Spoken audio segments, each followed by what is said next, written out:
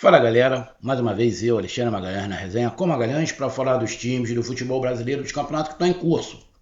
A segunda rodada da Copa do Mundo de Clubes, que a gente achou que não iria atrair a atenção de todo mundo, mas muito pelo contrário.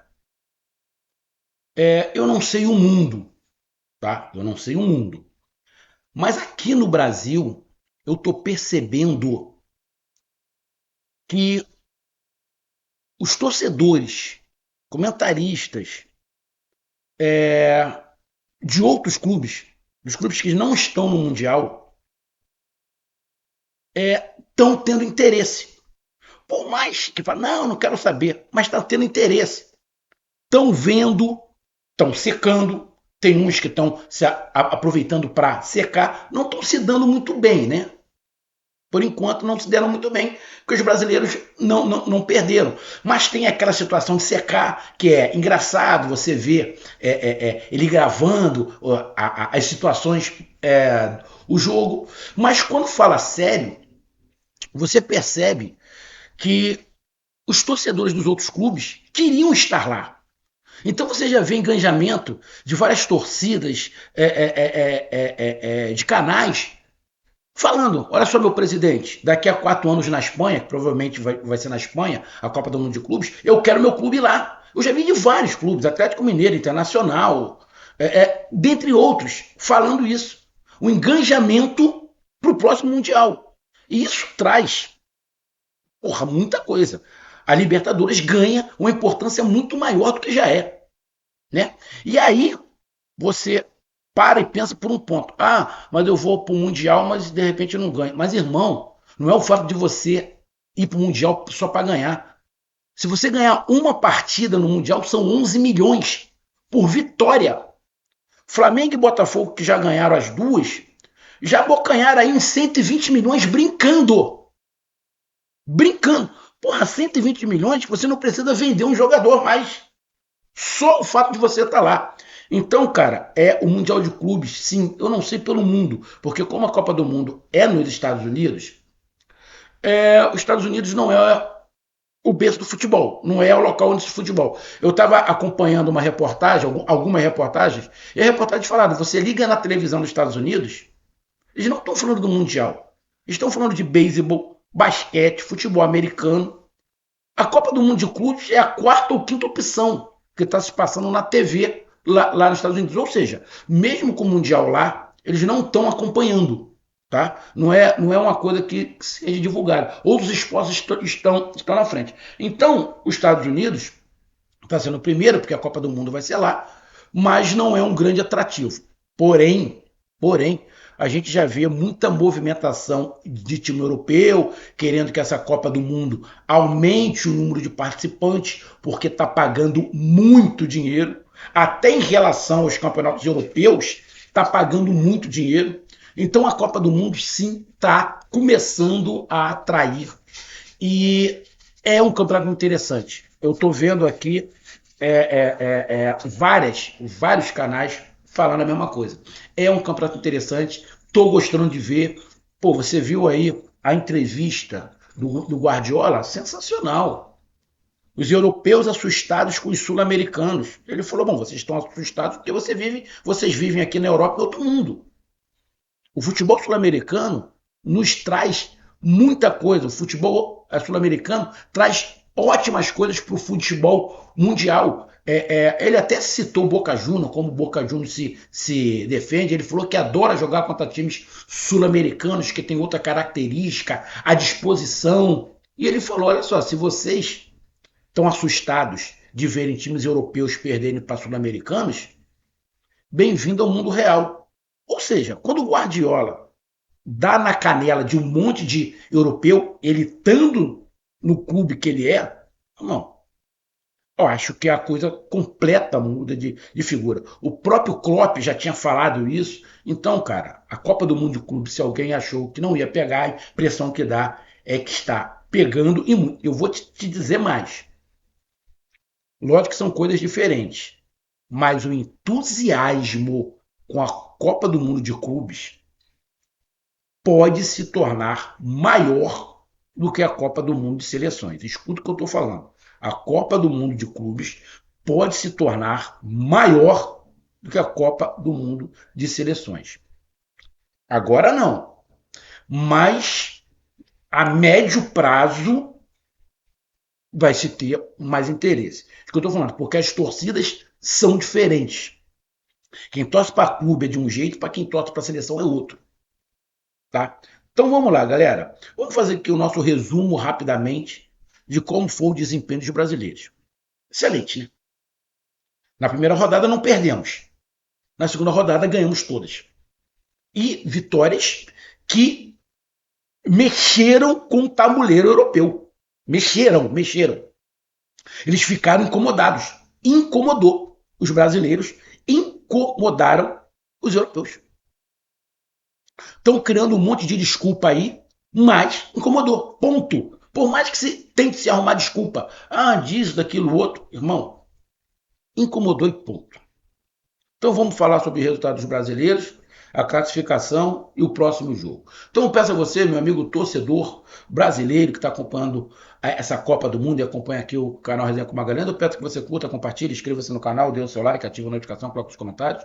Se você quiser ajudar o canal a crescer, você pode ajudar através do Pix, que é o número do nosso WhatsApp, você pode ajudar através do Superchat, quando estiver fazendo lives, e você pode ajudar através do clube de membro do canal Resenha com Magalhães aqui embaixo de azul. E agora você pode ajudar através do Valeu, que é esse coração cifrão que está do compartilhar. Mais uma coisa, não deixe de se inscrever no canal, porque mais da metade da galera que acompanha o canal não é inscrito. Não dá essa moral pro canal, inscreva-se no canal. E, não esquecendo, não deixe de hypar os vídeos aqui do seu amigo Magalhães. Hypar é uma forma de você dar pontuação pro vídeo. É simples. Assim que você clicou para curtir, vai abrir uma aba escrito hypar. Você vai lá e clica. Esse hypar pode ser pago ou gratuito. Então, se você quiser ajudar, ajuda. Se não, você clica lá. Você pode hypar 3 vezes o mesmo vídeo durante uma semana. Então, além de curtir e compartilhar, não esqueça de hypar. Vamos lá, cara. Bom, desempenho dos brasileiros. Sensacional. Sensacional. Sensacional. Não tem o que falar. Faltam 2 grupos ainda, mas são 2 grupos que não têm brasileiros, que são os 2 últimos grupos, que são o grupo G e o grupo H, que não tem brasileiros. Onde tem brasileiro, o brasileiro é líder. Fluminense é líder do grupo F, Flamengo é líder e já classificado em primeiro no grupo D. O Botafogo é líder do grupo B e o Palmeiras é líder do grupo A. Tá incomodando. Estão incomodando. Primeiro que ninguém imaginava os brasileiros ser líder de grupo. Todo mundo já contava com os europeus líder de grupo. Ninguém imaginava, segunda rodada fechada, nenhum brasileiro ter perdido. Ninguém contava com isso. Vamos ser sinceros? Ninguém, nem aqui do Brasil. Então o desempenho dos brasileiros tá espetacular. Aí você pega times que gastaram bilhões, o Al-Ahly está na última colocação, time americano, Seattle Santos é o último. Você pega aqui outro time americano que está no grupo do Flamengo, o Los Angeles é o último. Os times asiáticos não estão indo bem, já estão eliminados 2. Ou seja, o destaque do Mundial disparado não é a América do Sul. O destaque do Mundial são os times brasileiros. Ninguém esperava. Já estou vendo até europeu falar que a Copa do Mundo de Clubes está armada para ganhar um sul-americano. Já vi reportagem falando isso. Que os europeus estão dizendo que isso está armado para um sul-americano ganhar. Porra, aí começa o chororô, né? Aí já estão pegando pesado. Bom, vamos lá para os resultados. Bom, nessa segunda rodada tínhamos 2 jogos complicadíssimos. O Botafogo e o do Flamengo, com o PSG e contra o Chelsea. O Palmeiras não pegou nenhum europeu e o Fluminense também não. O jogo mais fácil era do Fluminense. O do Palmeiras era contra um time árabe, mas na minha opinião o Palmeiras era o favorito e prevaleceu. E nos 2 jogos contra os europeus, os brasileiros não eram os favoritos. O Botafogo iria jogar contra o campeão da Champions e o Flamengo contra o Chelsea, que foi campeão aí de um outro torneio europeu, que já gastou 500 milhões em contratações. Então, os brasileiros não eram. Então, a probabilidade de, nessa rodada, a gente ter dois brasileiros perdendo era muito grande. Eu até falei, bom, eu espero que a gente tenha duas vitórias, um empate e uma derrota. Foi o que eu imaginei.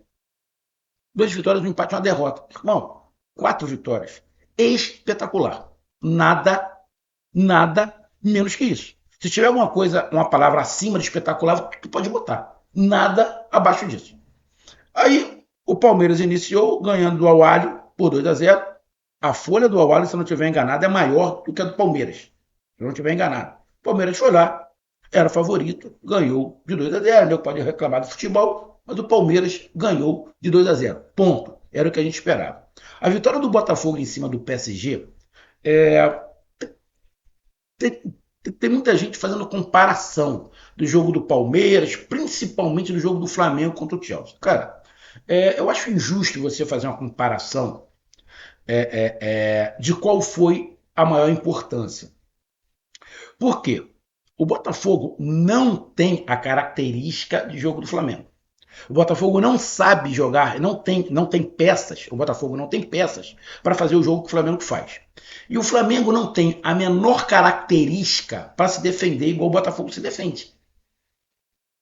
Então, no jogo, se o jogo fosse Botafogo e Chelsea, o Botafogo não iria jogar igual o Flamengo.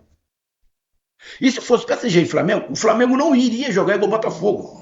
Talvez Flamengo e Botafogo perdessem os jogos, justamente por essa característica. Então eu acho que é injusto você falar qual foi a vitória mais importante. Óbvio, óbvio, na minha opinião, você ganhar do campeão da Champions, porra, tem um peso monstruoso. Você ganhou o campeão da Champions. Foi o encontro do campeão da Libertadores com o campeão da Champions. Espetacular. Ah, o Botafogo não jogou. O Botafogo não tem espetáculo. O Botafogo não deu espetáculo. Mas o Botafogo foi jogar da maneira que ele entendia que dava para competir. Óbvio. Se o Botafogo joga aberto, ia ficar difícil para o Botafogo, ia ficar difícil para qualquer um. O Atlético de Madrid tomou 4. Então, o Botafogo fez, na minha opinião, o que dava para ser feito.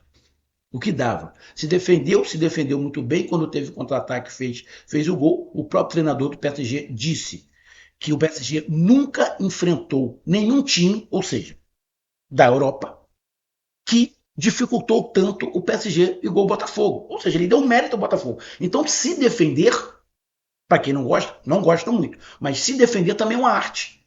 O próprio Guardiola falou que admira como os sul-americanos se defendem.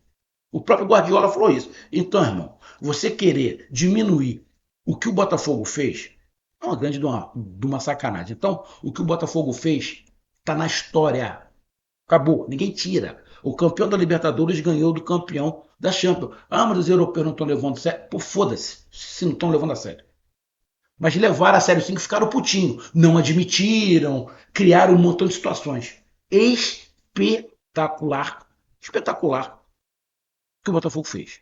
Acho que não vale a pena você ficar comparando o que o Botafogo fez e o que o Flamengo fez. São coisas diferentes, na minha opinião. Tá? E não dá. Ah, mas quem é que tem o maior peso? Ah, o Botafogo ganhou do PSG. Ah, mas só se defendeu, jogou por uma bolinha. O Flamengo botou os ingleses na roda, como falou. Mas é uma outra situação. São características diferentes, minha opinião. Tá? Minha opinião. Então, a vitória do Botafogo, por mais que tenha. Irmão, qual é o placar do jogo? 1-0 Botafogo. Acabou. A Europa perdeu mais uma para os brasileiros. Tivemos o Flamengo ganhando de 3-1 do Chelsea, e aí sim você pode fazer aquela situação de não, o Flamengo saiu perdendo e virou de 3-1 e poderia ter feito mais. E não vem o Chelsea me falar que não queria, que o Chelsea bateu pra cacete. Bateu, teve jogador expulso, não aceitaram a derrota, ou seja, eles jogaram a Vera. Só que tomaram um vareio. Perderam de 3, poderia ter sido uns 4 ou 5. Então, foi um vareio. Isso é o que está incomodando com certeza mais. Mas eu não acho justo você falar que a vitória do Flamengo foi muito maior do que a do Botafogo pela forma como o Flamengo joga. Porra, cara. Para mim, as duas vitórias têm um peso igual. Lógico que o Flamengo jogou É diferente. Então atrai mais os holofotes. Mas eu vejo no mesmo tamanho, tá? No mesmo tamanho as vitórias gigantescas que abalaram sim a estrutura. E como o próprio Guardiola falou, bem-vindo, europeus, ao mundo real. E o Fluminense, que tinha um jogo muito mais fácil, se enrolou. O Fluminense tinha um jogo super fácil, se enrolou. Fez 1-0, tomou 2-1 e depois conseguiu ver. A gente imaginava que o Fluminense ia ganhar e até golear. Agora, o Fluminense, dos 4 brasileiros, foi o que teve o desempenho mais apático, mais fraco. Até porque jogou contra o time mais fraco. Será que desconcentrou? A gente não sabe. Mas o Fluminense não pode jogar assim a próxima partida, que é contra o Sandal, o time africano. Se jogar, o Fluminense perde. Porque o time africano é muito melhor que o time coreano. Então, dos brasileiros, apesar de ter tido 4 vitórias, o Fluminense deixou a desejar um pouquinho. Não pode tomar 2 gols desse time coreano. Não dá para tomar 2 gols desse time coreano, que é muito fraco. Mas a vitória foi muito boa. Mas, dos 4 resultados, obviamente, 4 vitórias, mas obviamente o resultado do Fluminense foi o que deixou mais com a pulga atrás da orelha, porque jogou contra o time mais fraco. Tá? Então, com isso, como eu falei,